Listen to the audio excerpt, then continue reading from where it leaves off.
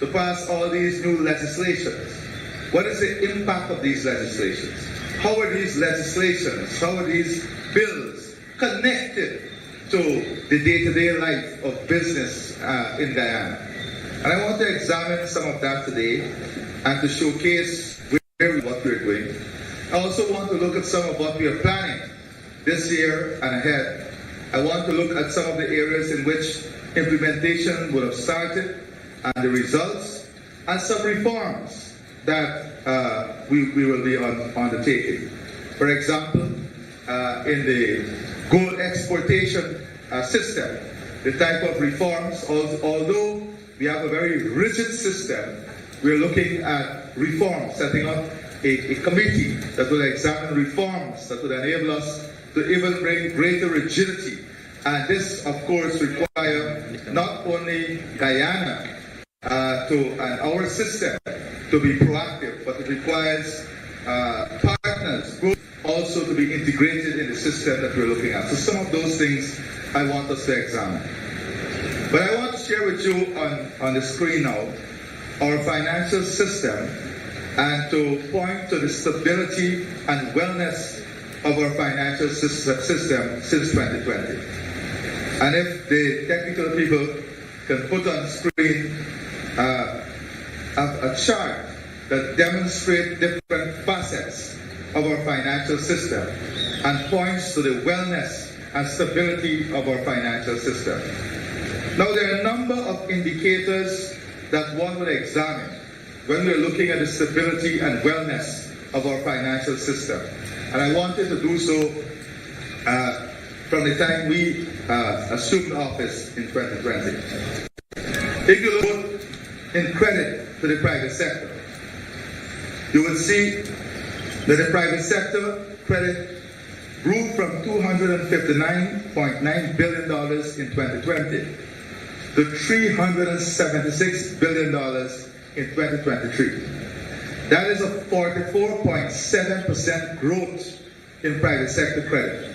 What that tells us is that there is expansion in the private sector, that there is trust in the policy framework of the country, and that there is confidence in the private sector and by the private sector in investing in Guyana. So we see the growth in the private sector, credit to the private sector as a first indicator.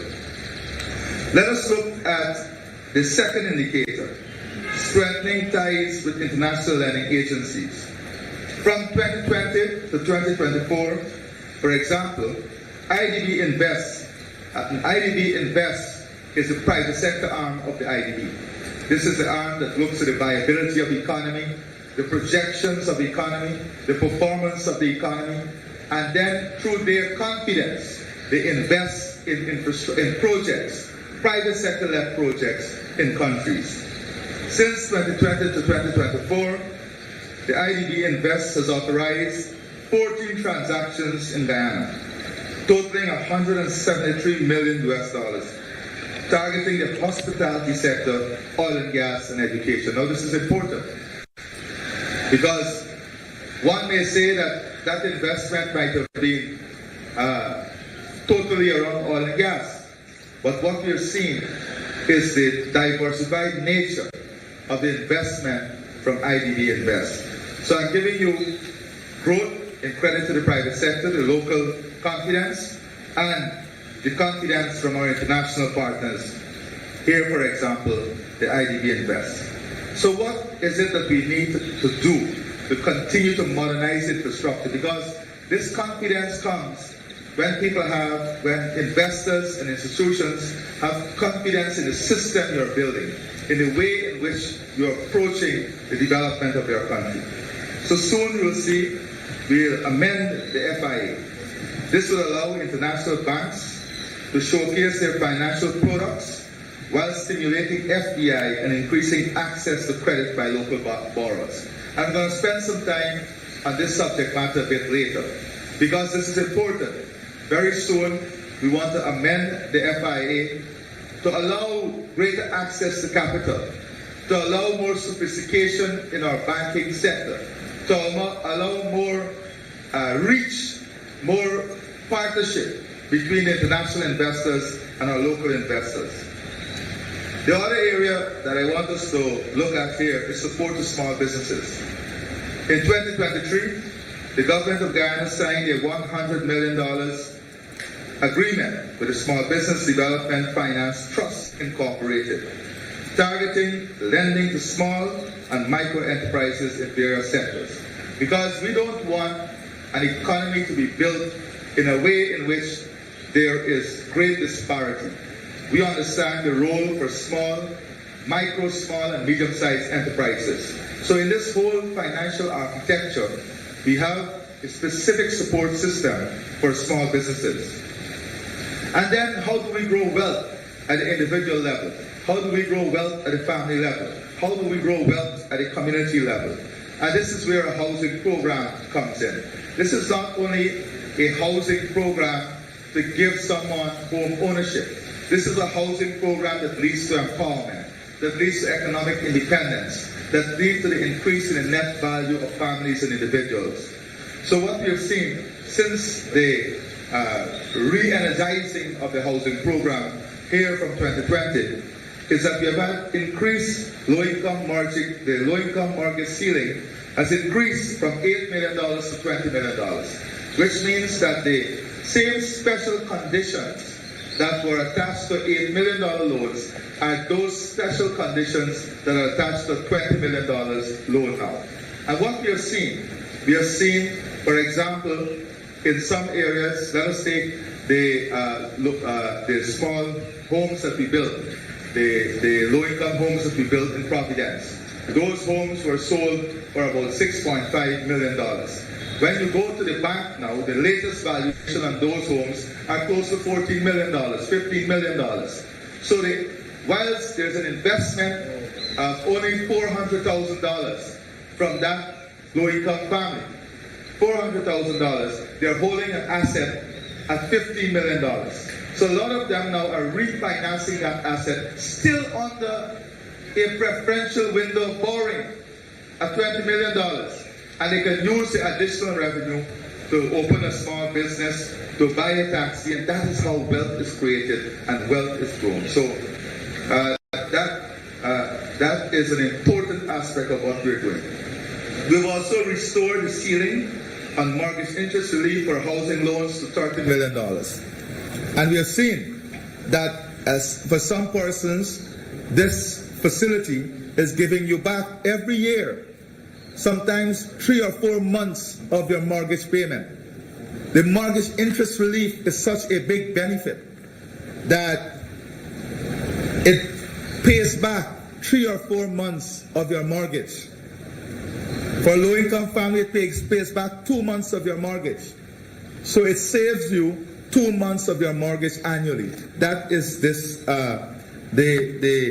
relief that you get, that is paid back to you by GRA when you apply for it annually.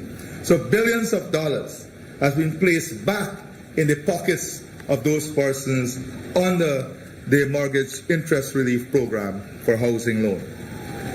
We have also set up the revolving fund for the forestry sector. As you know, the forestry sector almost came to a dead end when we came into government in 2020. They did not even have money to pay their staff. We have been able to rebuild that forestry sector.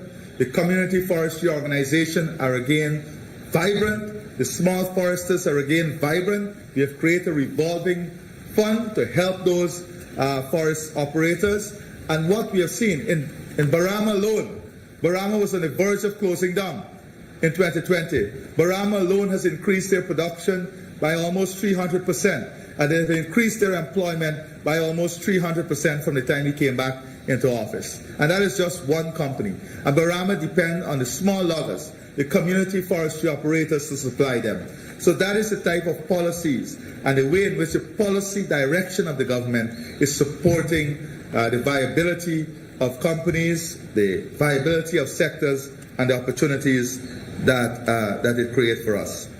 We also focus on reducing the cost of financing because this is an important issue. And you will see that in supporting the reduction of the cost of financing for particular sectors, because we wanted to reduce the cost of financing for agriculture, forestry, livestock, manufacturing, and we have been able to bring down, because of the policies we have adopted, interest rate by 3 percentage points in most instances. So participating commercial banks has reduced interest rate from 8% per annum to 3.5% on loans for up to 500,000 and 5% for above. So it's 9.5% for loans above 500,000. That is now 5%. And the $500,000 small business loan came down from 8% to 3.5%. Those were as a result of direct negotiations and strategic policy formulation by the government. Now, all of this investment and all of this, one may ask, how is the spending reflected in the financial system? If you look at non-performing loans, that is a very good indicator as to how the spending is reflected in the financial system. Non-performing loans, which peaked at $32.9 billion in 2020, reduced by 59% to $13.4 billion at the end of 2023. Non-performing loans reduced by 59% between 2020 and 2023. That is as a result of sound financial planning, the strength of our financial system, the viability of our financial system, and the results of the policies, targeted policies we are introducing. Outside of this, in order to modernize our economy, we have operationalized the national payment system. And finally, in order for us to secure the financial system, we have enacted a new Anti-Money Laundering Act, and I'll go into those areas specifically to show how these actions contributed to the health and well-being of our financial system. Now, as I said, there are some areas that I wanted to explore a bit more. If you look, for example, at the national payment system and the benefits it brings, because many people don't focus on the importance of the national payment system and the benefit that it brings to us as a country. The national payment system provides for electronic transfer of funds, including payment and of salaries and pensions and treasury bills transaction. Now, this is important. You hear the concept of digital wallet. You hear the concept of digital money. You hear the concept of paperless financial system. These are important concepts that we will have to adopt to. So the national payment system allows for the transfer of funds, an electronic transfer of funds. Now this, for us, we have to graduate to the situation nationally where our payment system will be on an electronic platform. And this allows for greater transparency, it allows for greater traceability, it allows for greater tracking, it allows for the tax authority to have a better understanding of the movement of funds. So this is important in the modernization of our payment system. Secondly, it allows for immediate payments and clearance in the banking system. So if you go to some countries, some of the more advanced countries, you will see that everything is done on your device, your phone. You go, you shop in the supermarket, you scan your phone, the payment is taken out, it goes into a system. So there's very little room for the cash type of transaction and the problems that can create. So it allows for immediate payment and clearance in the banking system. These results in efficiency and cost savings in respect of these transactions and reduce risk of fraud. And this is important. We have seen from the Ministry of Tourism a lot of complaint today of persons buying online through all kinds of sources and then they lose their money. We see here also issues with cash transaction that can lead to fraud. With this type of system, there's traceability, and that traceability help to identification of problems and also avoidance of fraud. It enhances transparency and accountability. It helps in financial inclusion and accessibility to the urban as well as the rural and hinterland communities. It helps and one of the important things here, historically, we will have the two showers. I'm giving an example. Coming out to pick up the pensions for the pensioners. And then each pensioner has to deduct money from their pension to support the two showers coming out to pick up the pension for them. Then, in some instances, we found that there was a transaction cost, off-grid transaction cost to change those checks. We have now moved to still a paper system where the pensions are now paid directly in the villages to remove that cost from the pensioners. That has brought tremendous benefit to the pensioners. But in order to further help with accountability and transparency, we need to move to this electronic payment system platform that we can pay directly, on time, predictability, and everything. It helps the citizens with the easy payment of utility bills, thereby reducing costs and saving in time. So one of the good things about the electronic payment system is that you don't need to go and line up anywhere to pay anything. The systems are developed that you can go one place and pay all your utility bills. Whilst you pay your supermarket bill, you pay your utility bill. It's integrated off of one device. So that is where we're working to graduate the system towards. It improved the ease of doing business within public sector and central government. As you know, one of the big headaches in central government is the amount of paper that you have to push. And that reduces efficiency and reliability. What this allows us to do is to improve that. Now, outside of the national payment system, there are some very important amendments that we are bringing, and I spoke about the Financial Institutions Act, the FIA Act. So let me tell you what we are going to do. Because as you know, the economy is growing. We have all the sophisticated financial instruments that we'll have to deal with. And we have the very sophisticated financial institutions that we have to deal with. For example, we have requests from international banks to have a presence here. And also we have the issue of mobilizing capital and having capital formation in the system.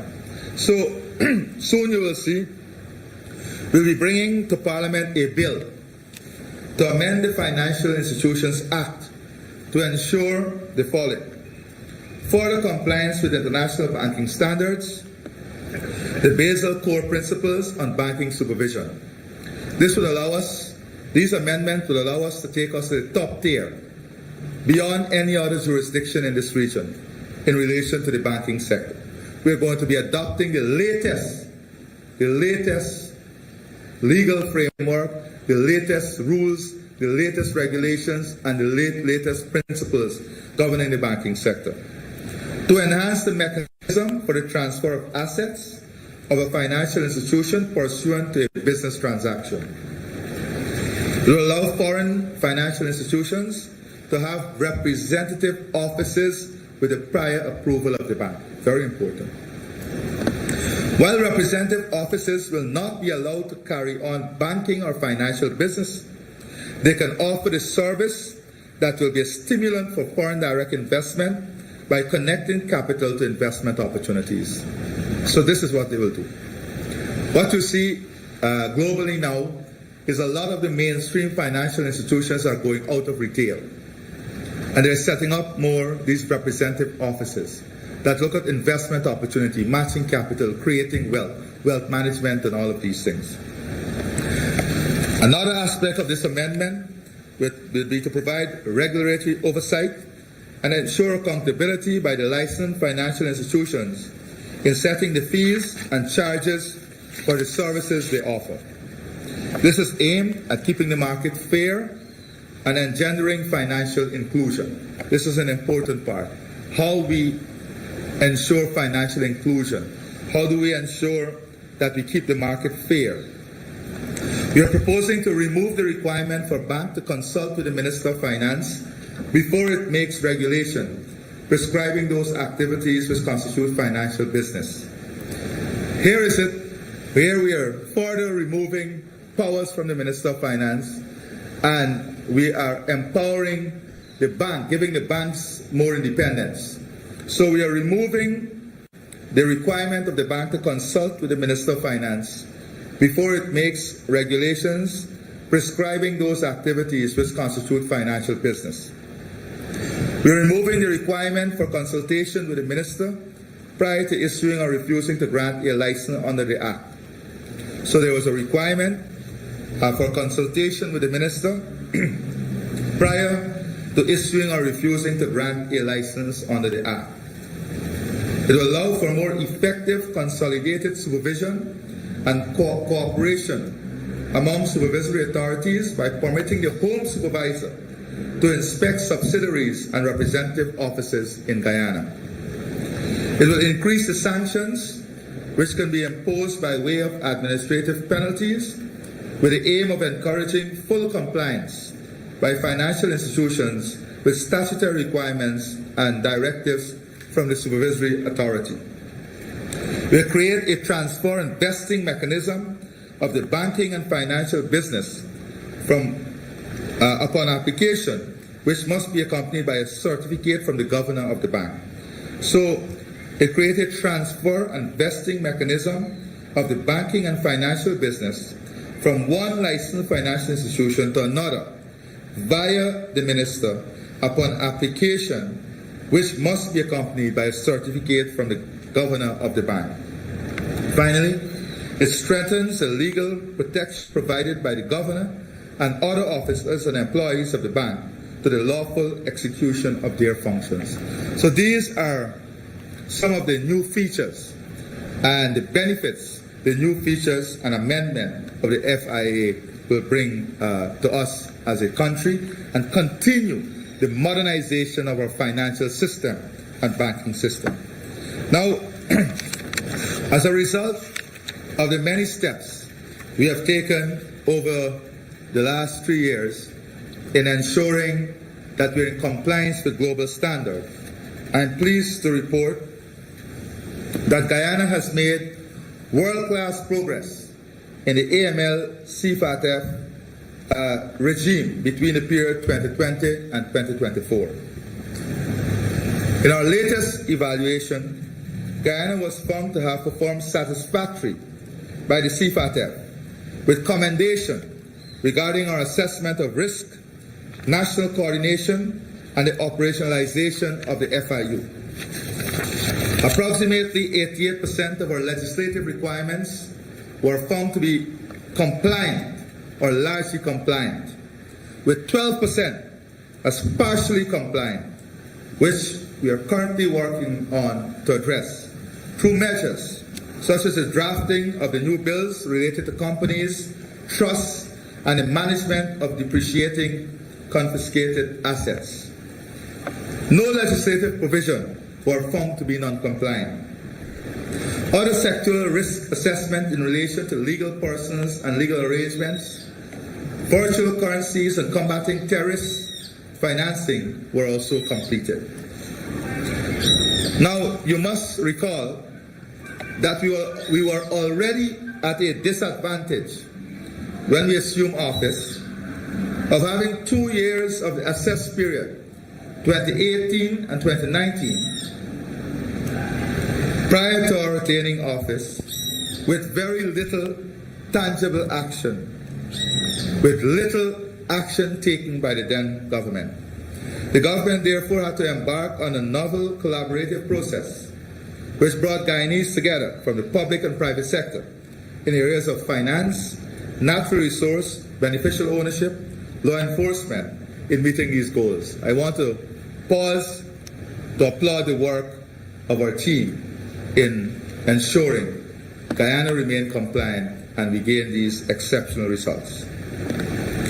When we assumed office in that 2018-2019 report, the key deficiencies that we had to cure in getting these results The key deficiencies that were identified were as follows: the need for further human and financial resources for the Special Organized Crime Unit, lack of supervisory oversight for accountants and attorneys at law, and legislative deficiencies in key areas such as the confiscation, targeted financial sanctions, national coordination, and international cooperation. Ineffective legislation such as the SARA Act was being continually struck down in court. Therefore, we took a number of actions that allowed us this result, and I want to highlight some of the action we took. We completed our national risk assessment in 2021, providing an update view on the country's framework. We completed the development of an action plan towards targeting of resources to adequately combat and prevent money laundering and terrorist financing in the country. In 2022, we rectified legislative and administrative deficiencies which prevented the FIU from fully being involved in the Global Information Exchange Body for FIUs, the Egmont Group, and we are now a member of the Egmont Group. The Guyana Compliance Commission Act, we passed the Guyana Commission Compliance Act to provide AML-GFD supervisory oversight for attorneys, accountants, and notaries. This act also banned the use of virtual currencies based on the risk assessment, with a policy decision to be taken on this in 2026. An act for the licensing and supervision of the real estate industry, providing further requirements on real estate agents and brokers, ensuring fair regulation of the industry and the protection of consumers. Amendment to the AML-CFD Act, creating stronger provisions to effect confiscation and restraint of monies, property, and instrumentalities used in drug trafficking, money laundering, and other financial crimes. On the enforcement side, we saw significant action in cash seizures by GRA, seizure of gold by the Customs Authority and Guyana Police Force, seizure and restraint of vehicles by Kanu and Soku, as well as other instrumentalities such as aircraft and marine assets. The government of Guyana sought and benefited from technical support assistance through the International Financing Agency, the National Center for State Courts, the Caribbean Financial Action Task Force, and the Regional Security System Asset Recovery Unit. So these were the things that allowed us to get the type of result that we got. Sometimes people believe that these results are accidental. These results are not accidental at all. They are based on strong work and commitment, and I'm very pleased with the commitment and work in achieving this result. Now, I want to look at the gold exportation procedure. Now, there's a slide I want to share with you on the existing procedure.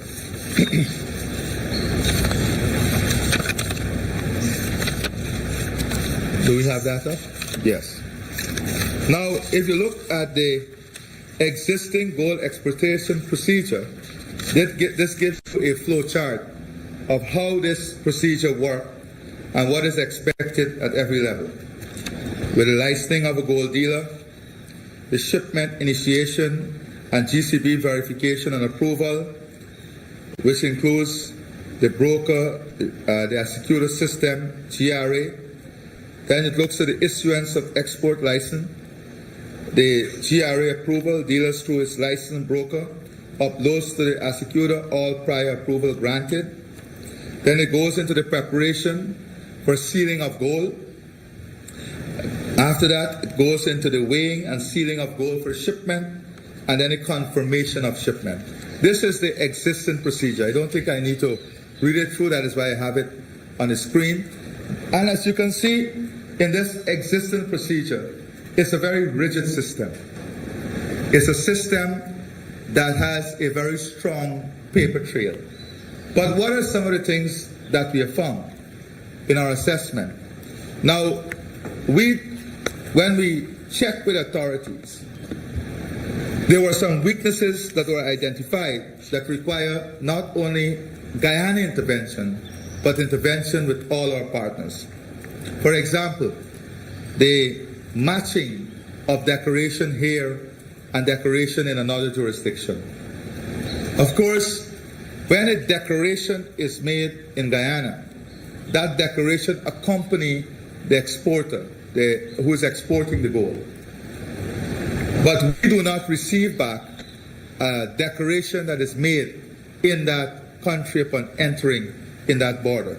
So we have set up a task force that includes the Attorney General, the Minister of Finance, the head of the GRA, Commissioner General, the FIU, head of the FIU, the governor of the Central Bank, and the Guyana Gold Board.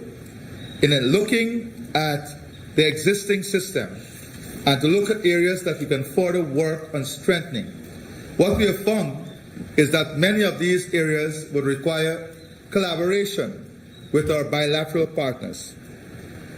So the areas that we'll focus on is the strengthening of the current regulation framework, looking at export regulation, harmonization of tax policies, and the anti-money laundering measures. Then we look at the second area we look at is enhancing enforcement mechanism, increased surveillance, the development of a specialized task force to have greater interagency fluidity on information, international cooperation. Definitely, we will now have to work on new bilateral arrangements in areas that we are exporting gold, so there will be new treaty that has to be examined, new partnership agreement, new MOUs. We'll have to improve the coordination among stakeholders. We'll have to have greater education and other measures between the public and private partnership. We'll have to have a lot of training and capacity building, and importantly, data analytics. We will have to use technology to develop data analytics and maybe look at ways in which we can use technology to do tracking through GPS, radio frequency identification. So these are all things that this group would look at and report to me in a short time frame so that we can work on the further enhancement and improvement of the system. We are also looking at some of the things discussed in the modernization is whether we should have an export quota on exporters and how we want to align our national regulations with AML, CFT standards and treat offense of gold smuggling as a predicate offense, which is tax evasion. So this body would be set up to examine this and to bring recommendation to us on how we further strengthen the gold exportation. Now, the recent sanctions, as you know, the agencies are currently continuing their work on examining in an integrated way the implications. More importantly, I've asked the Guyana Revenue Authority to seek further information. We are still awaiting the information on the Mohammeds, but to seek further information at all export locations on gold exported by other gold dealers. So we can have information to see whether it matches what is declared in our system. So we are proactively seeking additional information on all exporters to ensure that the information matches what is declared here in Guyana. So that is additional information set that we're requiring, that we have requested. I've asked the GRA to request that, and they are also managing that process. Now, I want to address also the issue of security, because security is an important part of our stability. And over the past months, well, 3 years, but especially in the past months, with key partners, including France, the UK, the US, CARICOM, Brazil. We have identified a number of initiatives through which we are collaborating with and on. For example, the border security and surveillance system. We are looking to enhance border patrol activity. CANU has strengthened its operation at key border and port points through enhanced collaboration with the Chedijagan International Airport, the Ogle Airport, and Maritime Administrative Department to combat drug trafficking, and also looking at the increased flights and destinations that we have to ensure that our surveillance system and our border control system captures all of that. We have ongoing collaboration with international partners, joint operation with national and regional agencies such as CCOP, RSS, CARICOM Impacts, Brazilian Federal Police. The Colombian Task Force has led to significant drug seizure and arrests, disrupting major drug trafficking networks. We have had many joint intelligence and operation-led initiative, interagency cooperation, and as a result of this year what we have seen. We have seen a significant increase in seizure of cocaine, a 797% increase in the seizure of cocaine from 2023 to now, to this year to date of 2024. A 797% increase in seizure.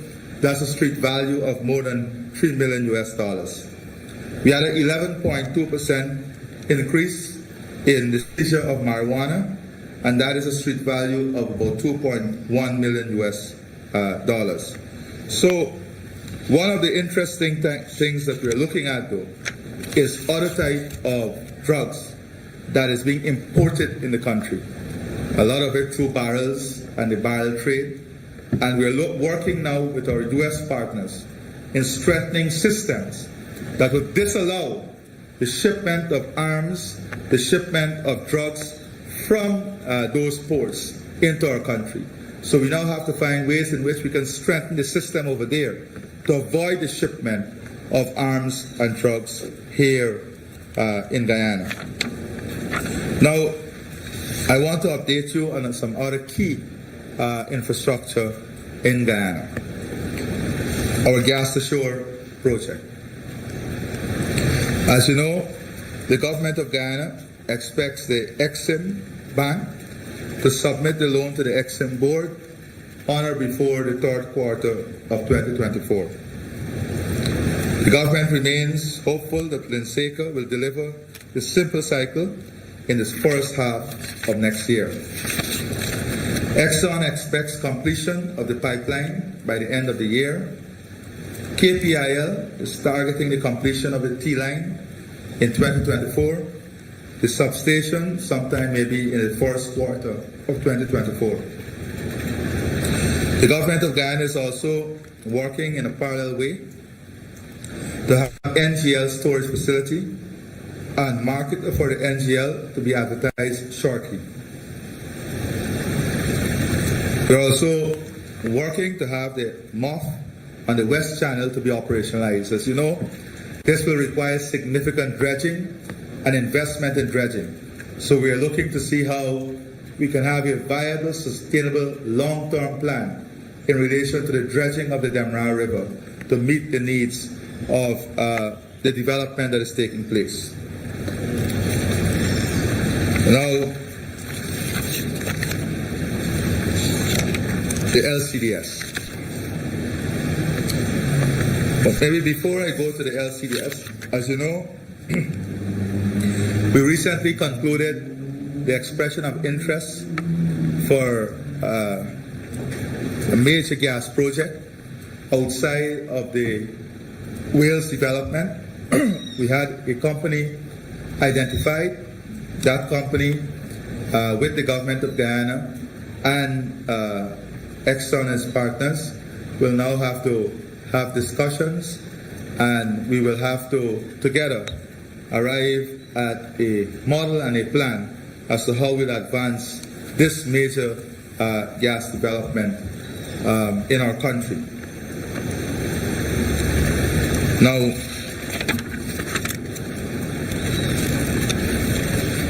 for us, the government of Guyana, a technical team has been assembled. We have identified a technical team to work with the stakeholders in coming up with the model and to negotiate a heads of agreement and look at the viability, technically and financially, of the project. In terms of the LCDS, Guyana made the world's first Paris Agreement corresponding adjustment for R3 issue 3's carbon credit, allowing for the authorization of carbon units for use in the carbon offsetting and reduction scheme for international aviation. A total of 7.4 million credits were issued to Guyana.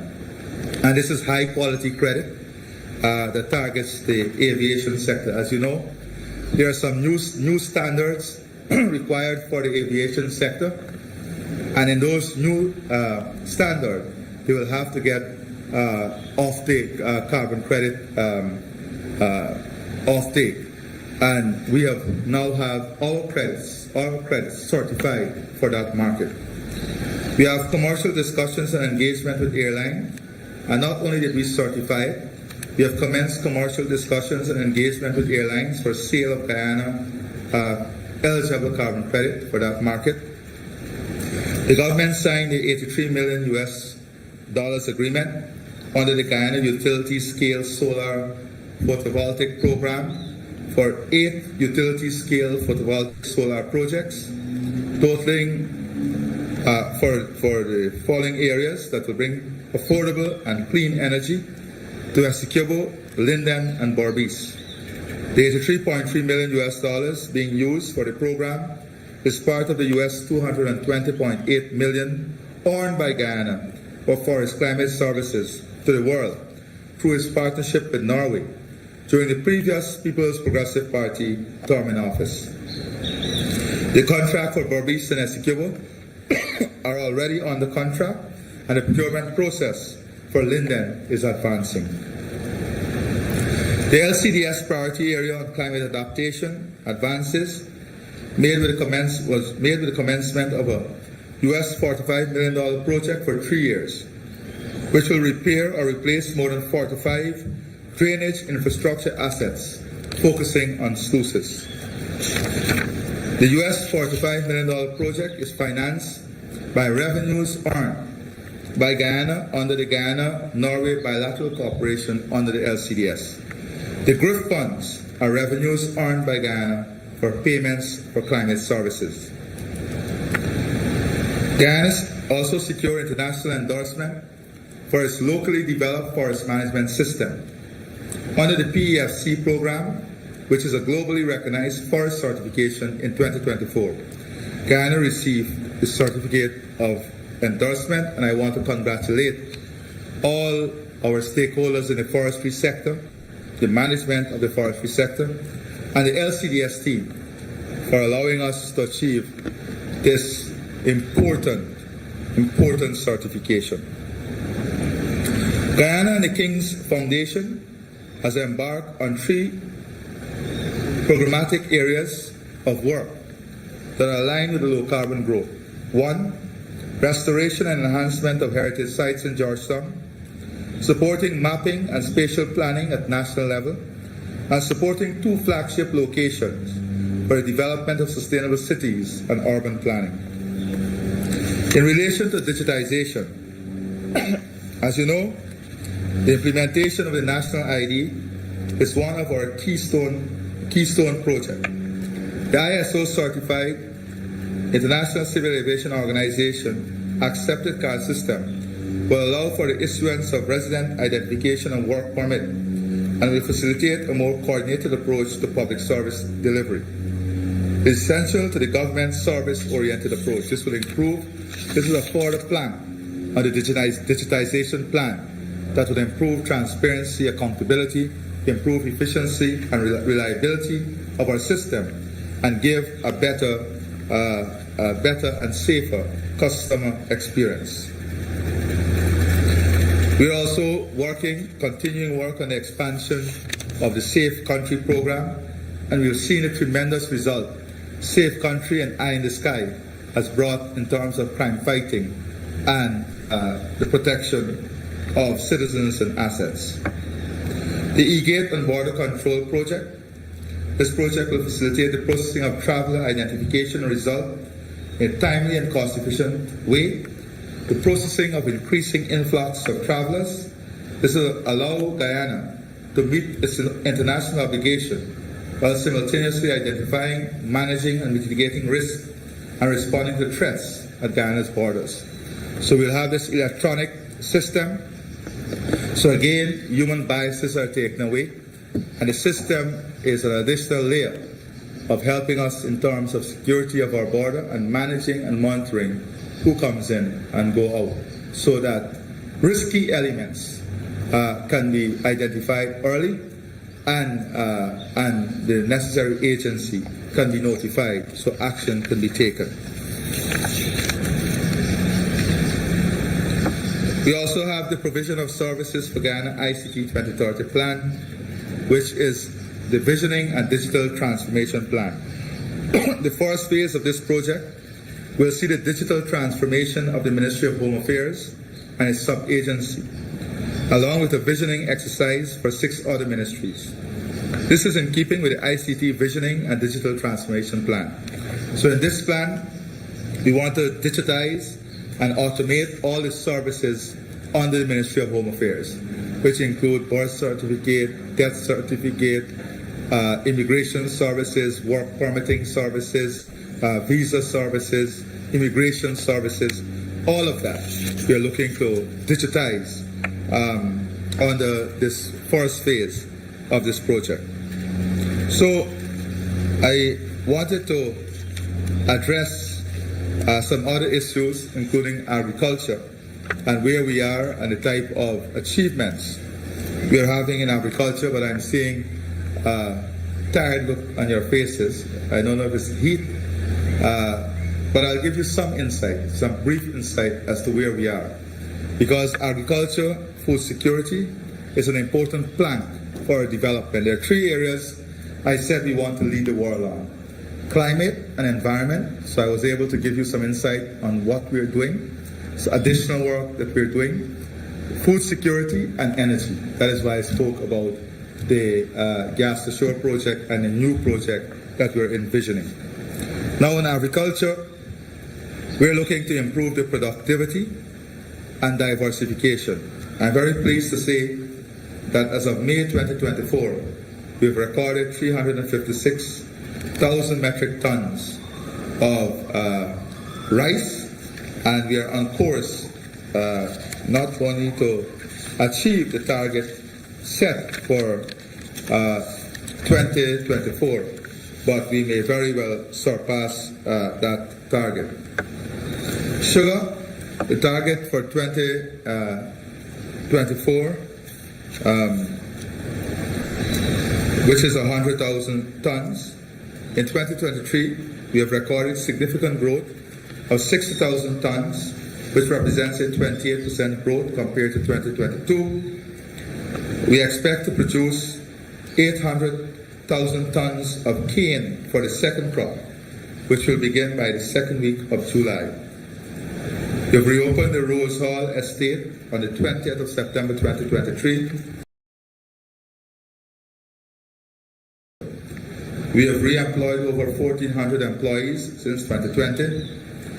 We are continuing the land conversion and modernization project across the industry. We have already converted over 12,500 hectares of land, which is 42% of the total land under cultivation, to mechanized planting, and harvesting. We commenced the construction of the Albion and Blairmont packaging plant to increase the production of value-added packaged sugar. We have launched the new value-added packaged brand of Albion Gem and Demerara Gold Sugar Sticks. We have the implementation of new technology to support agriculture operation, such as fertilizer, agrochemical application, drones, to increase efficiency and reduce costs. We have the increase in public-private partnership to support the industry operation. We have 12 specialists from Cuba helping the country, and 7 technical persons are expected from India. And these persons are specialized persons in mechanization, field management, agro management, and crop management. So these are all technical people who are coming not to do study, but who are coming to be embedded in the management. We also have factory managers who are coming to be embedded in the system to support the modernization and transformation of the agriculture, of the sugar industry. The brackish water shrimp is a project that is doing exceedingly well. As you know, 2023 production surged by 54% compared to 2022. And when you look at the production from 2021 to 2023, there was an increase of 755%. 755%. From 112,000 kg to almost a million kg. The target is to achieve a production of 1.5 million kg by 2025. The prawns project, this is going exceedingly well. We have 10 ponds under construction. The first pond is already stocked. With 3 crop cycles annually for 10 ponds, we can achieve a production of 360 tons of shrimp that is valued at 1.4 billion Guyana dollars. The objective here is to prove this model to the banking sector. Once we prove this model to the banking sector, we're going to deploy 100 acres of land in the Anvawak area to young people, of which 35% we want to be women. And we're going to work with them with the technical support from Indonesia, our support, extension support from the Ministry of Agriculture, and the financing from the bank. We're going to deploy that land as assets to the bank, and we're going to develop large-scale prawns production in that area, owned by young people of Guyana. That is creating entrepreneurs, building opportunities in our food production and food security plan, and creating business opportunity and growing more young people to middle and upper level of the economic system. Coconut, we've been able to increase our coconut production by 50%, and we are looking to further increase this. We want to be a major coconut exporter. Coconut has a huge market potential. It's a high value market, and this is something that we are focusing on. Black-eyed peas and red beans, we want to have 450 hectares cultivated. So far, we have private sector investment of close to $3 million US. We have to build 2 silos, 1,500 metric ton each, and the support of the wharf. By the end of this year, first quarter next year, we should be very self-sufficient in this 2 commodities, black eye and red beans. And by the end of 2026, by the end of 2026, we'll be in a position to fulfill the regional market in terms of black eye and red beans. We're also working on, as you know, the corn and soya project that is going exceedingly well. From 125 acres in 2021, we now have more than 10,000 acres on the cultivation of a combination of corn and soya. We are on track. By the end of 2025, the goal is to have 25,000 acres cultivated twice annually. 25,000 acres of a combination of corn and soya cultivated twice annually. This will lead us into full security in terms of corn and soya, and allow us the backward and forward integration for the poultry and livestock sector, because now we'll be able to manufacture the feed here. The cost of the feed will reduce. Same thing we're doing for aquaculture, as we're building out the aquaculture industry with the type of investment that we're making. By the first quarter, second quarter next year, we should have the cost of feed for the aquaculture sector, reducing by 50%. All of this will improve our competitiveness, enhance our competitiveness, and create great opportunities. Hydroponics, we now have the largest hydroponic farm in the Caribbean here, one facility that could accommodate more than 100,000 plantlets. We have more than 6,000 square meters at Monrepo under different forms of hydroponic and shade house management. We also are going to launch a new product for low-income families, a homestead approach in which we will have the banks with us.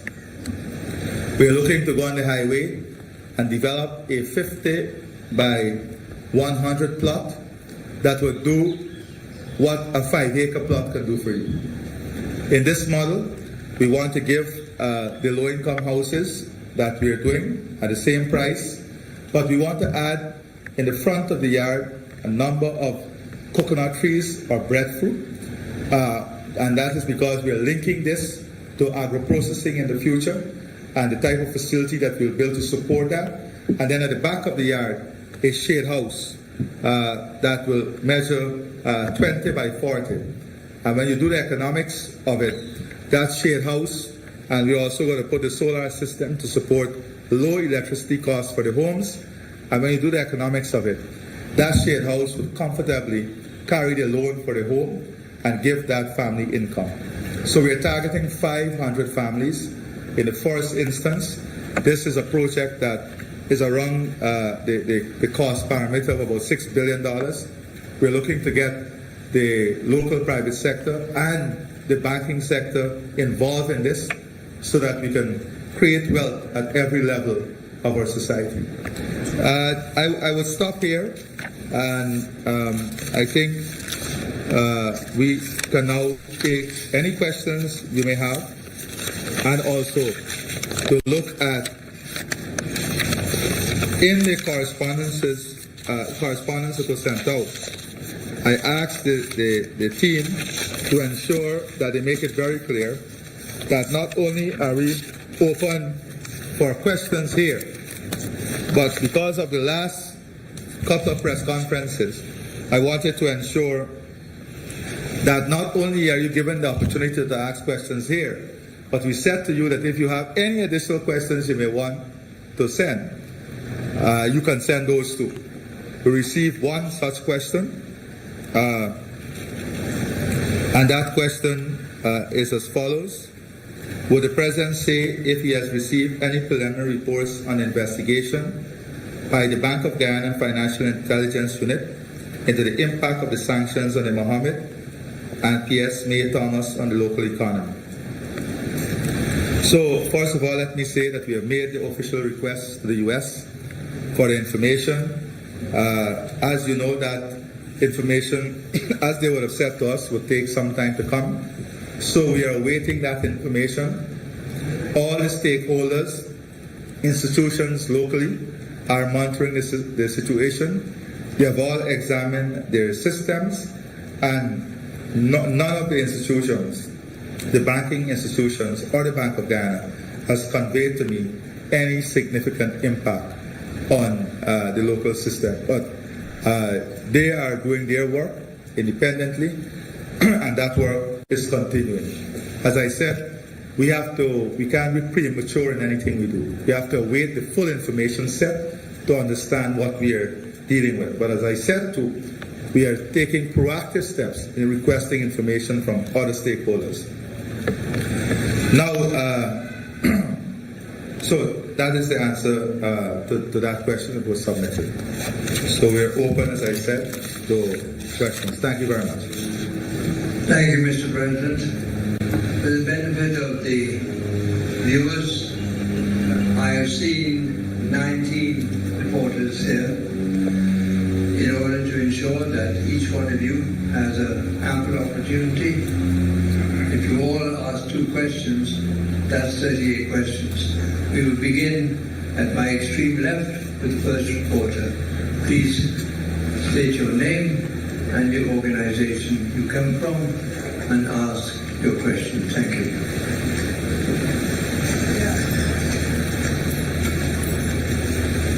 The technicians turn the mics on, please, for them.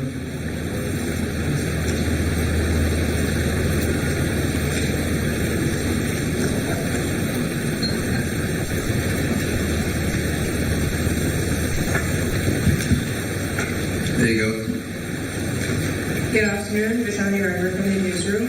I'd like to first follow up, Mr. President, on the concerns about border security that you mentioned. To ask if, with the Venezuelan elections next month, do you have any planned engagements with President Maduro or any official from his government before that? And my full question is on the teachers' striking negotiations between the Ministry of Education and the union. What do you see as the way forward now, given how long this strike has gone on? And you mentioned creating digital schools at our Independence Anniversary celebration in Linda. Is that part of a plan to prevent any possible learning losses? Thank you. Thank you very much for those questions. First of all, I want to say that the engagement with President Maduro, Venezuela is our neighbor. As part of the Argyle Agreement, there were some time frames set on engagements. As you know, we have to respect the circumstances in every country. Venezuela is in a period of elections. Brazil are the hosts of the engagement between President Maduro and I. If President Maduro wishes, we can have that engagement, the continuation of those engagements anytime. The government of Brazil has pointed out to me recently that they stand continually committed to hosting those engagements and facilitating those events. For us, engagement is an important part, not only as neighbors, but ensuring that we maintain this zone and this region as a region of peace. We have always said that diplomacy and engagement is an important plank on every issue that we pursue, national security issue especially, and therefore we remain open for any engagement. But as it is now, given the fact that Venezuela is in a period of elections, I don't foresee any engagement before those elections. But if the President Maduro is willing and ready for an engagement, then President Ali is so willing and ready also, in keeping with the Argyle Agreement.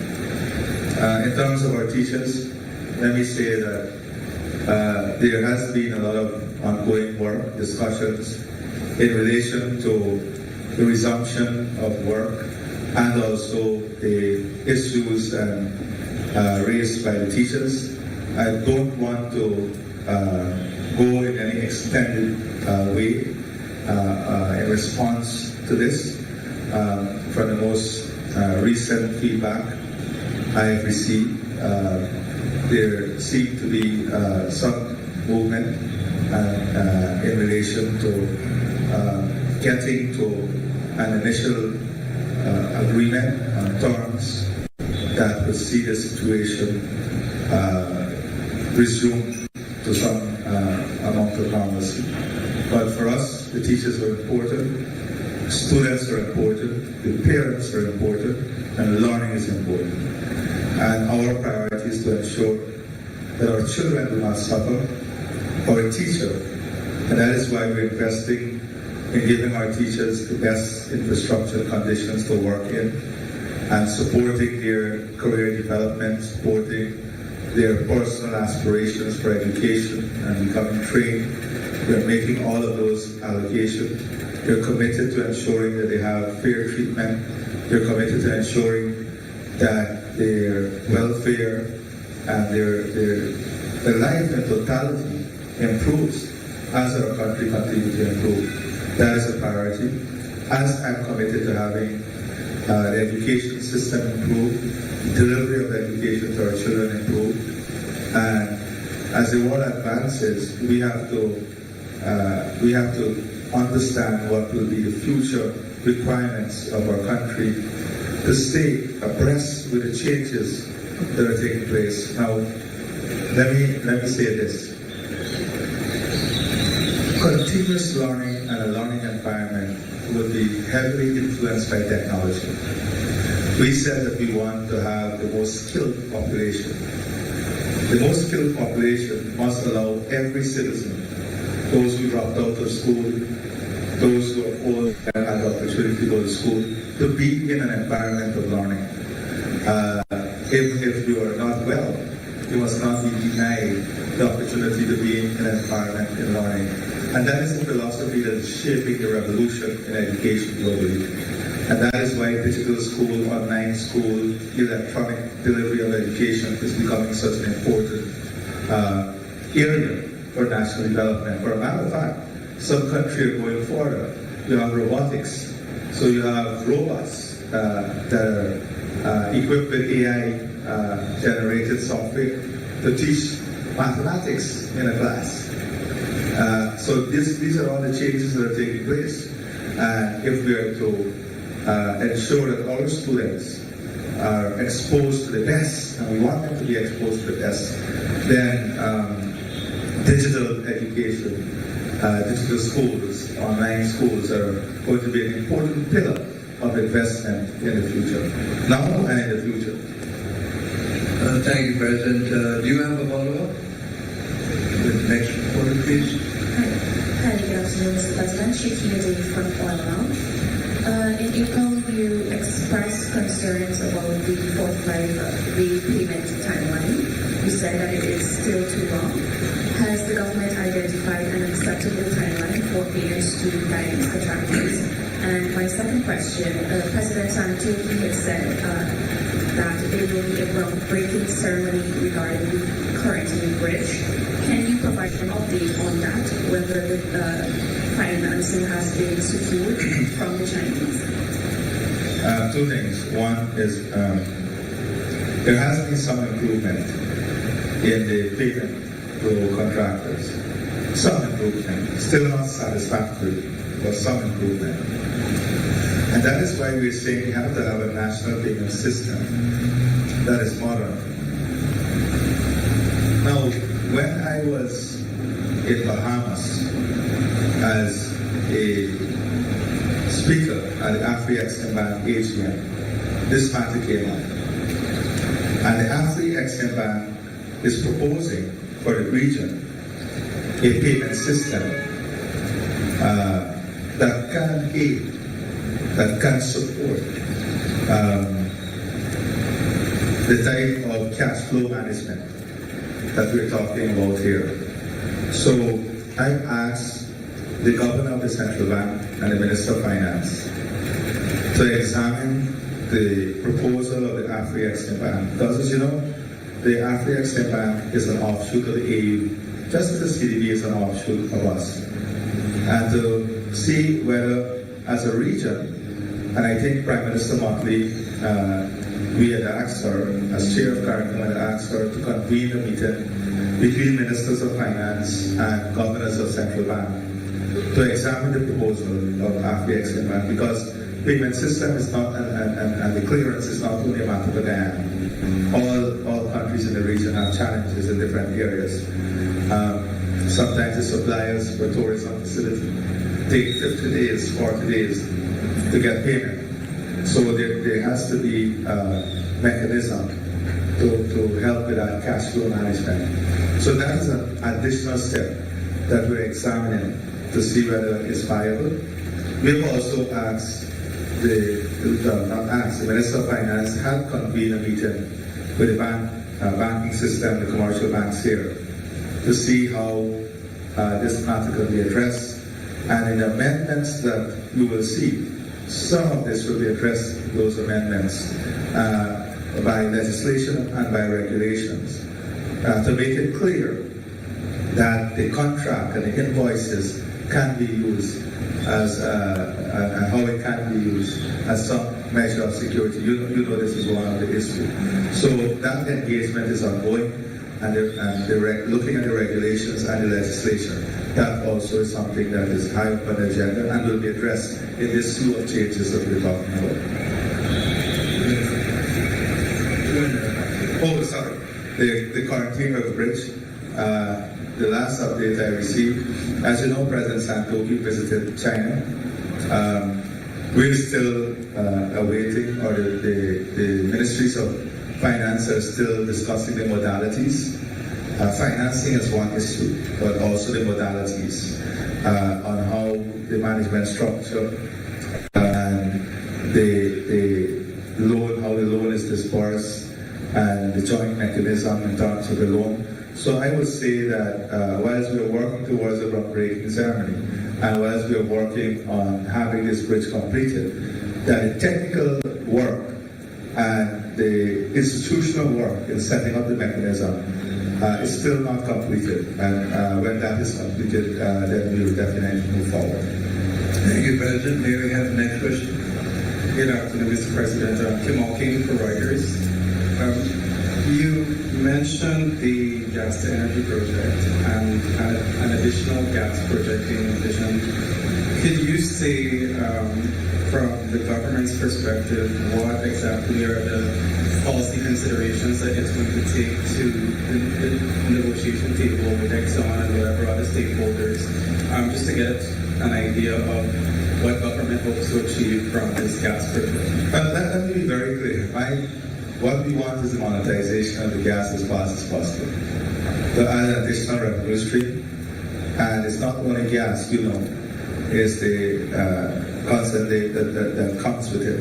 And for a matter of fact, that has tremendous opportunity and potential for us. But we can't know that. We can't know the level of or degree of opportunity until the full analysis, technical, financial analysis is completed, and know what we have. Now, let me say some of the things that we're taking on. When I speak, and I'm not speaking about the Wales project now, in this new project, we have to examine a number of possibilities. One is the export of energy, development of an energy corridor to northern Brazil and to Suriname. So that energy corridor is one opportunity. Having a trade of opportunities in terms of LNG also. Then integrating that into the regional energy security program.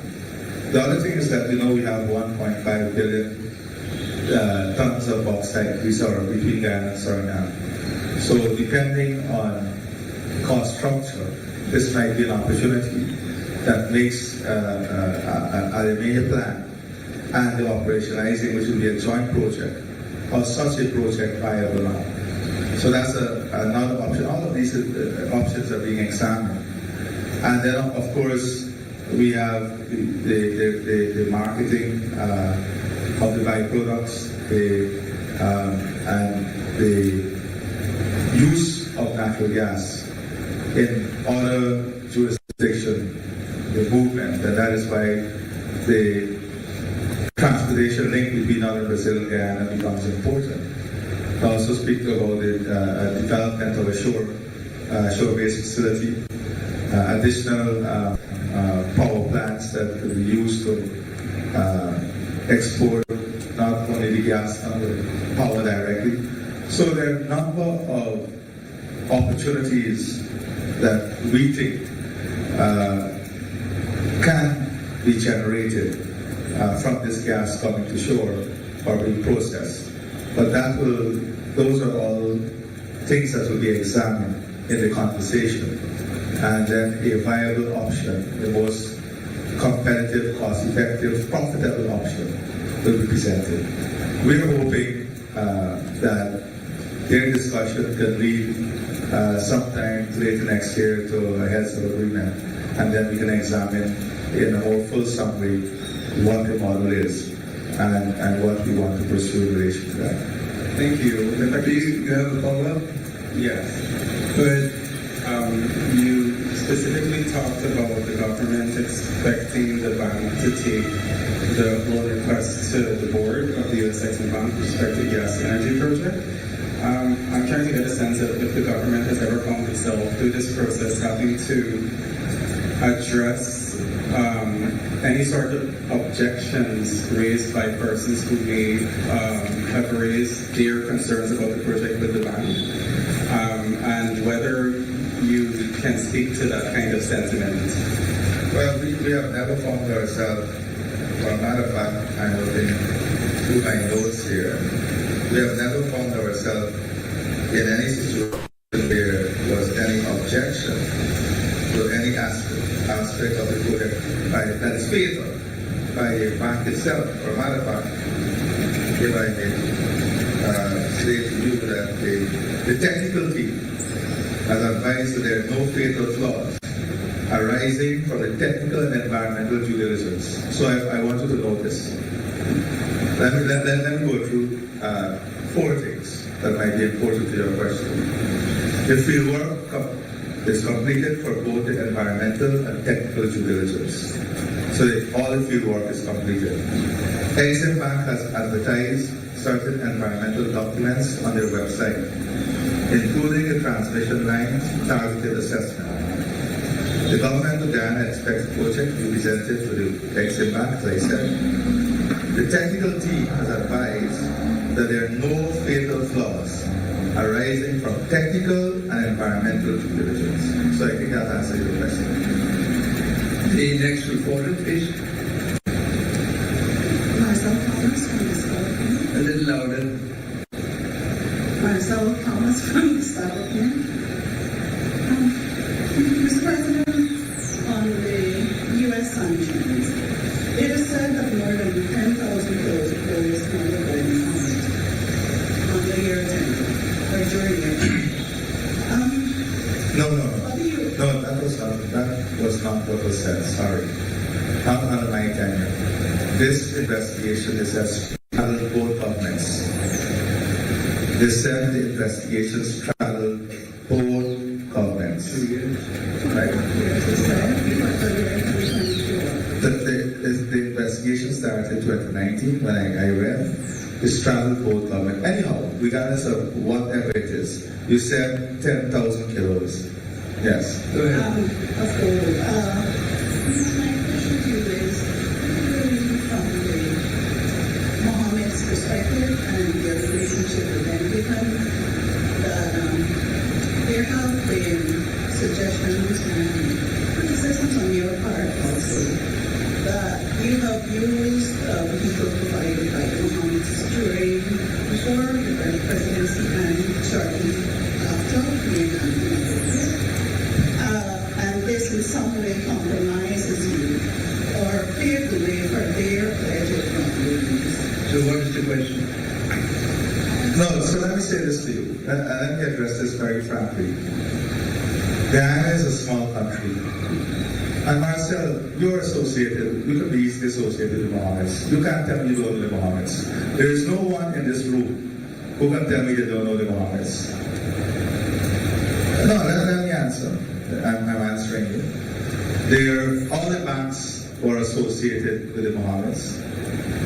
All the major businesses might have been associated with the Mohammeds. The Mohammeds are in business long before I was born. I made Chabral asked, 2 years ago, I made it very clear that I know the Mohammeds. I was a saint. We went on Fridays. There was a mosque at the top of the building. That's where all the guys from Saints went on Fridays.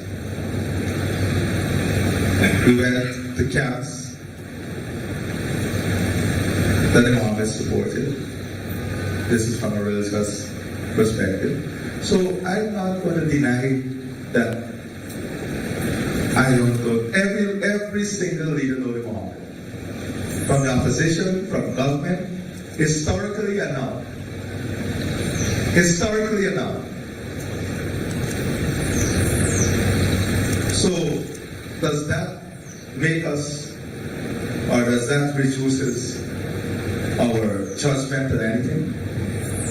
I said the rule of law is the rule of law. And the rule of law must apply equally for every citizen. No one is above the law. And that is all I want. I want the rule of law to work. There is no agenda. Now in relation to the vehicle that I use, not in opposition. The vehicle that you're speaking about was used during the election campaign and after, when my security apparatus advised me that I needed a safe vehicle because of the distance I was traversing and in their assessment, the threat that I was exposed to. I didn't hide it. I didn't drive in a tunnel. Not me. I didn't drive in a tunnel. It wasn't hidden. It was open, transparent. And I did not use that vehicle after sworn office. The day I was sworn in, I was dropped home, and the vehicle that Officer President provided was used for the very next day. That much. That much I can tell you. Now, I want to say to you that as the President of this country, I commit myself to the rule of law. Mr. Mohammed, who was a councillor for the PDP, I've seen a resignation as councillor from the post in the NDC. I've seen that. So I am not compromised. I will not be compromised in any way, shape, or form. Not me. You have a follow-up. Please raise your hand. With relation to the procurement aspect, there have been two serious issues. One with the Constellation award to NPTAB, and the U.S. has claimed that the PS tier contracts to political person. Given that these are serious breaches, I wanted to know how do you plan to investigate? No, which contract you're talking about? The U.S. named the contract? The contracts they said that were awarded. No, you said pump station. No. I have no information. Marcel, you said just now. Direct procurement. No, you said the pump station. Serious issues have been raised. Right? I have not gotten the information as yet from the U.S. as to which projects they're talking about. I have not, as I said, we've requested this information. When this information comes, we're going to look at the information. What we did, however, was to look at projects awarded to the company from the Ministry of Home Affairs. There were two projects for the Ministry of Home Affairs. Under those two projects, in the evaluation, when we looked at the report, the company was the lowest for all three lots. For all three lots. But they were only awarded one lot based on capacity at the time. They were the lowest in the responsive bidders for all three lots. And they were not awarded one lot. But I need to see, that doesn't mean that there is no issue. There is an issue or there is not the issue. What we need to do is to get the information that the U.S. has to determine what the issue is or was. And when we get that, you can be assured that everything will be investigated. Thank you. Next reporter, please. Mr. President, my manager is advertised. I have two follow-up questions on gas business question. Are you able to say who the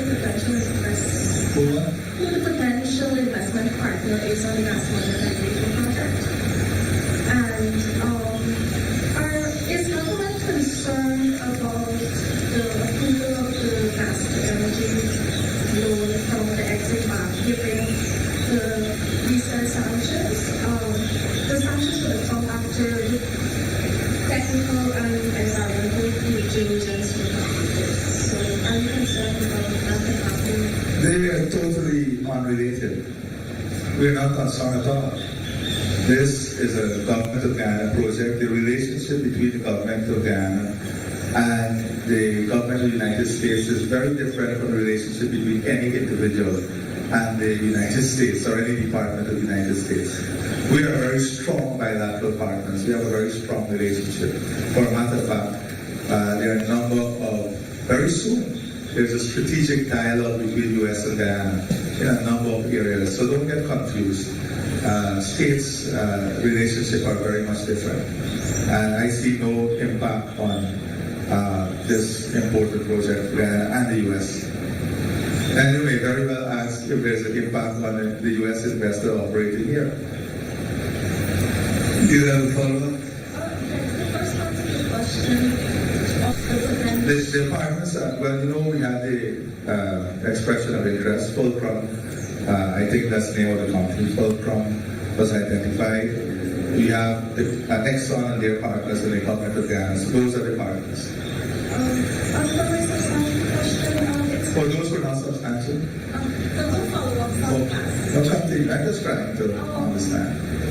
It's been 1 month since the fellowship approximately came into operation. Is government satisfied with its performance given that persons are still complaining about the state of power outages? You would agree with me that power outages was reduced substantially.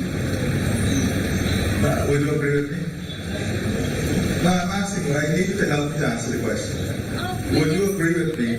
I want you to be fair to Guyana. Take the mic. Help me. Would you agree with me that there has been a substantial reduction in power outage since the ship left? You may say yes or no, but that will determine credibility. You've had an answer in that question.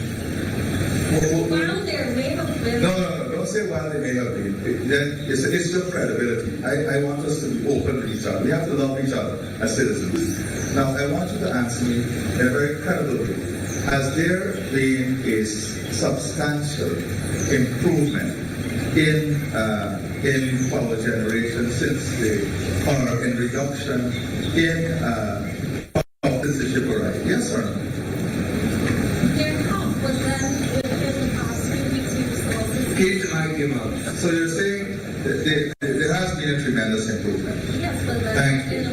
in In the last few weeks, there was some disruption. And the disruption were publicly advertised, and the reasons for the disruptions were also, whether you accept the reason or not, is a different story. But let me say to you that GPL generation capacity now is at 192 megawatts.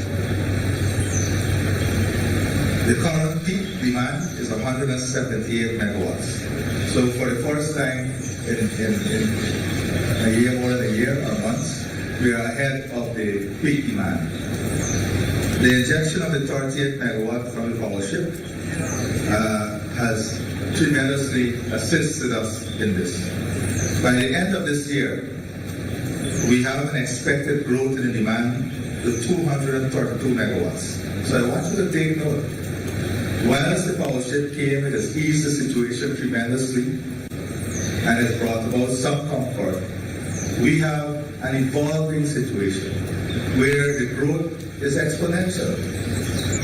You know, by the end of this year, it's projected to be at 232 megawatts, which will be above the 192 megawatts that we're producing now. And in every system, you have to have spare capacity. Because if something goes down, there must be a spare capacity. So once we're worrying about the fuel disruption now, we have to start planning for this growth by the end of the year. Now we expect this to be far different, because when we reduce the cost of electricity, which we will, that growth will even grow further because everybody who's off grid will come on grid. So right now we are in deep discussion on how we will ensure we pre-plan for the type of growth that will take place. So the power plant will come on stream, yes, but even with the power plant on stream and the additional power we have now, by the end of next year, we will still have a power. Because with the cost of electricity, everyone will go on the grid, and with the investment that will take place in manufacturing and industrial development, that investment that will take place in manufacturing and industrial development will further explode the demand on the system. So I foresee a situation in 2026 that we are already discussing, where we may very well have to think about the second power plant with additional gas, the second power plant with additional gas, because that is where the country is growing. Energy is an offshoot of development. As the country advances, Marcel will put 2 more AC in her house and carry out demand at the household level, and then just translate that nationally. And you'll see, even Chabral, I stopped walking and driving his AC car and all of these things, you know, and put the AC on in his kitchen. Chabral, because, and that is something we have to do too. We have to look at educating the public. Because one of the things we've seen in countries is that when the cost of energy comes down, there's waste of energy. And that is something that we have to start very early, that we have to engage on. How we educate the public on the efficient and effective use of power. Any follow-up? I think she had two questions. The next reporter, please. Mikhail Rodriguez for Daybreak News. Mr. President, are you aware of some of our fishermen being detained in Suriname? And if so, are you seeing the relationship with Suriname as it relates to our fishermen, since this has been going on for quite some time, being a reciprocal one? Is there any moving forward, and what's the plans? So I'm deeply concerned, but I don't want to pronounce because we don't know what they're charged for as yet. What I can say to you is that I'm concerned that through our embassy in Suriname, a request by lawyers was the crew that was arrested, and the Minister of Foreign Affairs, just before the press conference, said to me that they were denied the opportunity to meet with the crew by the authorities in Suriname. So I've asked for a full investigation into this, and for the ministry to officially write to get the reasons why they were denied the opportunity. The lawyers were denied the opportunity to meet with them, and definitely this is a matter that we're going to pursue to the fullest. We're also assisting in terms of the legal support, and when we get an assessment as to the full sum of the issue, we will make a determination on what steps should be taken. The next reporter in turn. Good afternoon, Mr. President. David Bagger, Big Picture News. Sir, earlier you spoke about, well, you gave us an update on the financial sector as well as the agriculture sector, but I want to shift your attention just a little bit to the oil and gas sector, please, if you may. Sir, I wanted to ask you if you have any concerns regarding the management of the sector, because of recent, well, we haven't really been hearing from you on this industry, but we know that there is an increase in production of oil, and there's a perception that there is also lack of transparency in the sector. So how do you respond to that, please? I can't respond to perception. What factors? If you're asking me, if you're saying there's lack of transparency, where is the lack of transparency? Sure, I can, if I can. No, let me answer you. You just said there's a perception. The other thing I want to say is that we don't need to hear from the president every day on this issue. I set the tone on the issue, and I know you have a healthy relationship with the Vice President on oil and gas. You have all your questions answered at the press conferences. I think you have a healthy discourse, ongoing discourse on oil and gas. We don't, let me be very clear with you. In terms of the management of the sector, we have made it very clear. They are historical things that we would have liked to be better. we would have liked the negotiations then to give us a better agreement, but we have an agreement that we have to work with. We have enacted laws and put systems in place to ensure we maximize the benefit we can get out of the existing agreement. We have committed ourselves to a new production sharing agreement for any future arrangement. We have done that PSA through consultation. It's very much different from the one Exxon has. So the management of the sector is in keeping with the commitment that we have made and the type of systems that we're building around the sector. We also wanted the global private sector to benefit extensively and optimize the benefit they can get from the sector through the Local Content Act. They are getting that, and they are expanding themselves, their building capacity, and from what I can say, given what the hand we were dealt with by the previous government, we are definitely optimizing what we can achieve from this sector. Do you have a follow-up? Yes, please. Sir, would you agree then, well, you said earlier that you don't agree with it being a perception, but would you agree then that there is a lack of transparency in the sector? Because, for instance, we still don't know the interest rates being charged by ExxonMobil, as well as our resources since 2018 it wasn't updated, I believe. No, the past 2 years it hasn't been updated. No, I don't know that there's a lack of transparency. I can't agree with you. Sorry. And I can say to you that all the revenue we receive is published according to law. And there is remedy in the legislation if those revenues are not published. Now, in terms of the fines and the commercial liability, that is ongoing work. And as the information becomes available, whatever information is there and becomes available, we share publicly. You can rest assured, we have no interest in not revealing the resource that we have, because we want more persons to be attracted. That is why we went out to the auction. We want other large explorers and developers. We want other large explorers and developers to also see Guyana as a destination with great possibility. Because we know the window of opportunity is closing globally. Financing is more difficult to get. Cost of financing is increasing.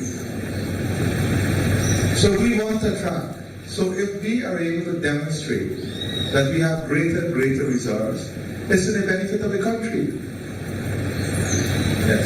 Gordon Mosley, News Source. Mr. President, your government moved swiftly in revoking the Cambio license of all the Mohammeds just 48 hours after that report came out. The key part of that report dealt specifically with gold exports.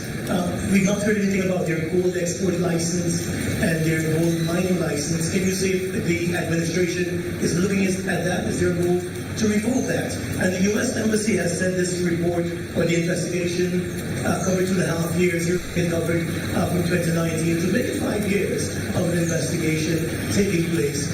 Sir, are you surprised that despite your good relationship with the U.S., they would leave you and your government in the dark? Well, now you're asking a question. I'm trying to, if you allow me. Yes. Yeah. Do you agree with you? I don't surprised agree. with that? No. Are you surprised with that? No, I don't agree that we were left in the dark. And I'm not surprised by anything in my life. Nothing surprised me in life. Let me say to you this. Let me say a few things to you. One, the U.S. and Guyana has a tremendous relationship. We have been collaborating and sharing information at the intelligence level, serious information on transnational crime and everything that we can't have a public discourse on. Crime and intelligence gathering, there's a reason why it's called intelligence gathering. We don't expect to engage on a public discourse on intelligence gathering. Then it should not be intelligence gathering, we should have a public gathering. So this has nothing to do with the relationship between Guyana and the U.S. The U.S. ambassador has made that very clear. The U.S. is a strategic partner of Guyana. The U.S. is supporting our military, is supporting our police. We just had a police academy that has been internationally certified and accredited. We have a training program, joint training program between the U.S. and Guyana. We have an expanded security presence of the U.S. and collaboration with the U.S. in Guyana. Is that a relationship between the U.S. and Guyana has been one that is expanding, one that is delivering results, and one that will continue to expand. I don't see us being kept in the dark. There are a number of investigations are ongoing globally. That is why the U.S. did an investigation. We have now requested the information so that we can take action. In relation to the agencies, I don't want to be premature. The agencies are engaging. As you know, there's a lot of intricacies and all the right decisions. The agencies are independent and they will take all the necessary decisions. All the necessary decisions that are relevant to this case, based on the information set, based on the law, will be taken by the agency. My first question with regard to the gold board and the gold license. That's what I'm saying. That's why I'm speaking about the agency. They are dealing with that. So it has not been revoked? I can't say whether it's been revoked as yet. I know there's a process. There's a process of engagement.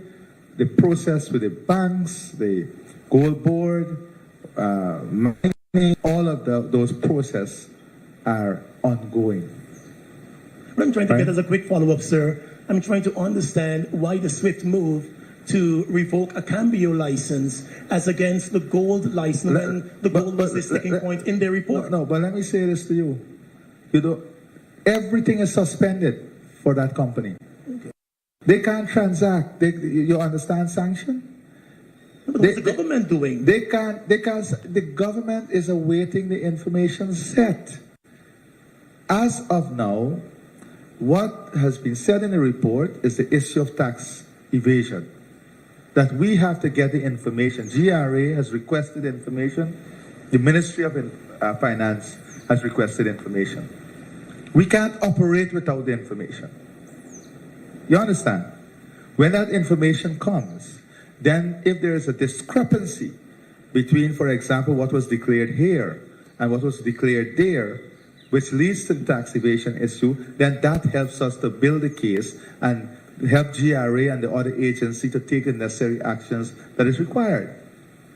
But it's an ongoing process. Okay? So why was that Gordon, quick I think action, you've asked the question. Why was that quick action, the President will allow me, why was that quick action taken with regards to the Cambio license? That is one. 2 days after, why was that Everything taken? is suspended. Let's make this very clear. All transaction with the gold board, everything is, as I said, there's a process, Gordon. The rule of law is the rule of law. I don't intervene in the process. There's due process in everything. And that process is ongoing. That process is ongoing. Maybe one process is simpler to activate than the other process. But what you need to understand is that the substance of the sanction, which is doing business, integrating in the business, has been adhered to. The substance of the sanction. Now the process on dealing with all the existing license and all of these things, that is a process that the agencies are going through. Right? Thank you. The next question. Good afternoon, Naomi Paris from the Guyana Chronicle. In 2023, we would have recorded a 76.8% increase in fatal accidents. And as May of this year, we would have had over 70 fatal accidents. Could you say what intervention the government is exploring to address this while acknowledging the shared responsibilities of drivers and road users? I think we all have a responsibility when it comes to the accidents on the road, the media, or every one of us. First, to educate people. Second, to ensure that we all do what is right. So there are a number of things. First of all, last year was dead in terms of accidents. So far this year, from the figures I've seen, we have maybe a 13% decrease in fatal accidents, which is still too much, far too much. So we have done a number of things. One, from the legislative point of view, we have created stronger laws, higher fines. We have created shared responsibility. For example, the bar owner's responsibility to ensure they don't sell alcohol to someone who is driving. We are now moving to technology, where we're having the electronic ticketing system to remove the human biases for speeding. We have enacted the law to make that legal. So there's a connection now between the electronic system, GRA, the police, and the court. We have more public education. We're going to spend more resources on public education, greater enforcement, the proactive use of the CCTV, or monitoring, but monitoring of the roadways. Importantly, though, is the building of infrastructure. The country, one of the areas that I'm most fearful of in a vehicle is going up the East Bank Highway to Timeri.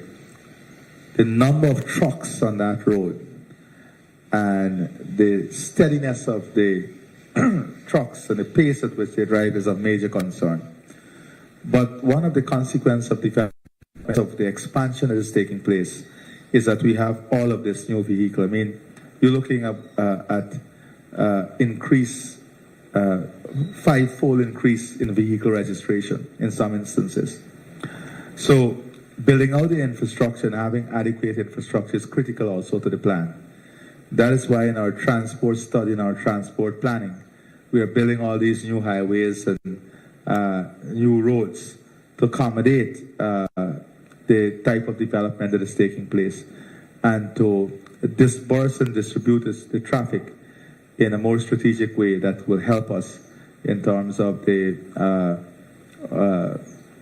what is occurring on the roadways. I have another question. Shifting your attention to CARICOM, could you provide an update on the replenishing of the region's development fund?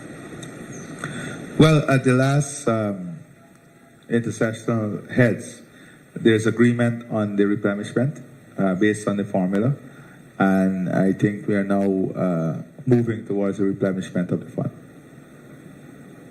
Good afternoon, Trina Williams, Guyana Chronicle. Mr. President, Raise your voice, please. Good afternoon, Trina Williams, Guyana Chronicle. I know that the government has been speaking on the importance of renewable and clean energy when it comes to achieving energy security. And even you earlier, you gave an update into some of these projects, such as the gas to energy. But I was wondering if we can get an update on the Amila Falls project. Well, the Amila Falls project is part of our national energy plan. I wish if we had completed that project when it was supposed to be completed. It was blocked by the then majority parliament, the APNU-AFC, and they then shelved the project. This is a project that would have given us clean, cheap energy. It is a project that is still part of the National Energy Plan, and because of the number of national projects we have now and the limited capacity we have in the system, we're focusing on completing what we have whilst pursuing these in the next wave of project. So this will be the next cycle of project in the project management cycle. But right now, we are trying to complete this cycle of projects that we have. And you know, in this cycle of project, for example, today I had a report from project managers across all national projects. Letters has been sent out to contractors on liquidated damages to the value of about $3 billion in liquidated damages. That is projects that are going beyond their timeline. And you know there is a process whereby there's only a maximum of 10% of the contract sum that can be charged charged as liquidated damages before you go to termination. So the institutions, the agencies, has been advised that they must ensure that liquidated damages charged on projects that without justification in terms of the extension of time. So once there is no justifiable reason for extension of project time, liquidated damages must be charged. Could we have the next reporter? Yes, good afternoon, sir. Kellen Rover, DPI. Mr. President, you spoke of a massive plan to establish some 500 low-income houses along the Suze-Dyke-Linden Highway. Could you say if this is part of Silica City, and when could we see the project beginning? No, that's not part of Silica City, but the proximity is in keeping with the context of value creation. So we are hoping the project is now conceptualized with homesteads and the supporting shared houses. I'm hoping that within 6 weeks we can have this project move from conceptualization to implementation. Thank you, sir. Do you have another question? No. Will you, next reporter, please? Thank you. Mr. President, just two follow-ups and name and Paul Damrar Waves. thank you, Dennis. Follow-ups, first of all, sir. Has the government given up on securing the 150 fishing licenses from Suriname? And I didn't get that, Shabral. has the government given up on acquiring the 150 fishing licenses from Suriname? And second follow-up, what are the cost and duration of the agreement with Fulcrum for the gas project? You mentioned the company Fulcrum. Cost of? The cost and duration. And two substantive questions. Is Guyana sending police and the soldiers to Haiti? And fourthly, immediately after the U.S. Treasury Department's announcement by way of a press release, action was taken against the Mohammeds through the revocation, of the foreign exchange license. On what legal basis did government do so in the absence of any information which you are still awaiting from the United States? That's 4 questions, Dennis. Two substantive and two follow-ups. Okay, Dennis. Stop fretting. Not. So, the agencies of government, the Bank of Guyana is a regulatory agency in terms of the granting of the Cambio license. They act based on their regulations and what is expected of them. So, the Bank of Guyana acted based on the sanctions and what their regulations say. So that will be a question properly put to the governor of the bank. All other agencies, in keeping with the sanctions, as I said to Mosley, would have ended or paused relationship. And an ongoing process, there's an ongoing process among and within agencies, because you would understand that some agencies are interrelated and integrated. And an ongoing process is occurring in relation to the Mohammeds and the sanction. You would appreciate, it's easy, you have to appreciate what the agencies have to examine. You have to appreciate what the agencies have to examine. And they have to make the determination. You understand? Suppose at the time of sanction, there was a transaction in process, gold being sold to the gold board, how that is treated, all of that. So that is for the agencies to navigate, and they're navigating that based on the sanction, because business relationship cease, right? We are allowing the agencies to do their work. Now, on the 150th license, we have not given up on this. For a matter of fact, we've expressed deep concern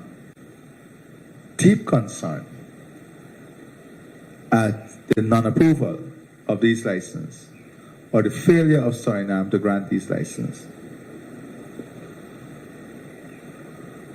Whereas we understand that it is their agency that must grant the license, a commitment was made, and we are deeply concerned that this is not fulfilled. In relation to the gas project, at this point, we're not discussing the financing, Chabral. That has to come about through the discourse, because remember, in the existing consortium and the government of Guyana, gas is part of that arrangement, right? So, based on the proposal that was submitted, all the proposal that was submitted, this company proposal was evaluated as the best proposal in monetizing the gas and adding to that, adding value that would bring new opportunities and more opportunity for us. It is now for the company, the government, and Exxon as partner to sit down to define how this arrangement will be, and for the company to present their proposal and to see how all the pieces fits in together. All right? Oh, sorry, Haiti. We have been supporting Haiti. We have been supporting the eminent person group. We have made it clear that humanitarian support and all of this, we are ready to support. You know that we have our own challenges in terms of human resources and what is required of us and our own threats. At this time, we are still awaiting, leaving aside police and military personnel from Guyana going to Haiti. We have not committed to that. But that aside, the new government has not made that request for external security as yet.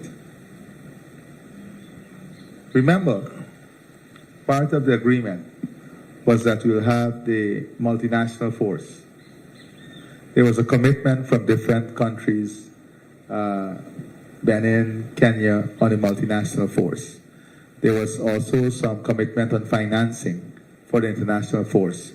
But we have to await the presidential, the council, the new prime minister, and we'll have a better understanding as to where they are from a security perspective at the CARICOM Heads of Government meeting. The reason I'm asking is because our neighbor Suriname has already decided to send police and soldiers to Jamaica for training under the auspices of Canada. Okay. So I'm wondering... Not to Haiti, for training in Jamaica. We have also offered to train here. Could you elaborate? We are also willing to train here. And have you gotten any uptake on that offer? No, we have said that we are willing to have Guyana as a training facility, but before we made that pronouncement, we've said this, Jamaica is far ahead in terms of the training. They have many training programs: Jamaica, Belize, and Bahamas. The three of them. I think Dennis was the last questioner. No, there's a young Mark Ramatar, it looked like. Yeah, young Mark Ramatar. Good afternoon, Mr. President. Sharvin Belger with Kite News. Yeah, Master. There's a young Mark Ramatar. Yeah. Shorter version, you might say. Okay.